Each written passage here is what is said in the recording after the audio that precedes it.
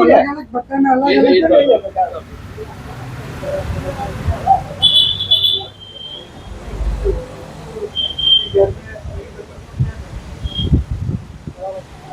પરિચય? આપનું નામ? મારું નામ દીપક હસમુખભાઈ ગેલેટવાલા. કયા શેના વ્યવસાય સાથે સંકળાયેલા?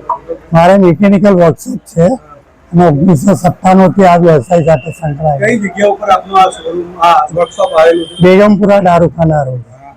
શું થયું હવે હમણાં? શું કઈ રીતે તમને શું સમાચાર મળ્યા? એ ગઈકાલે મને એવા સમાચાર મળ્યા કે જયપુરમાં કોઈ ટેલર છે એને કઈ ઇન્કમ ટેક્સની નોટિસ મળી છે, તો એમાં અમારે આ જગ્યાને મારી ફેક્ટરીને ડાયમંડ ફેક્ટરી અથવા તો ઓફિસ બતાવવામાં આવેલી.